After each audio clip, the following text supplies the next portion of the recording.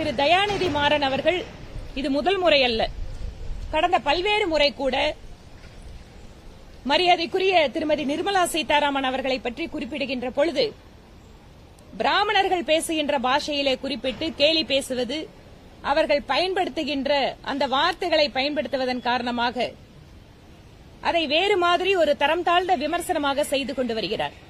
அவருக்கு கூட எங்களால் பதிலளிக்க முடியும்.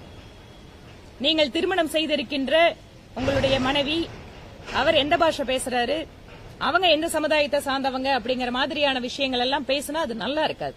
எப்படி அரசியலிலே நாகரீகமாக விமர்சனங்களை முன்வைக்க வேண்டுமோ அப்படி வைத்தால் அதே மாதிரியான பதில் வரும். இல்லாவிட்டால் அது தமிழகத்தை பொறுத்தவரை பார்த்தால் பிராமணர்களுக்கு எதிராக அது ஊடகங்களாகட்டும் அல்லது சினிமாவாகட்டும் அவர்கள் பேசுகின்ற மொழியை கேலி செய்து அல்லது அதை இழிவுபடுத்துகின்ற விதமாக பேசுவது என்பது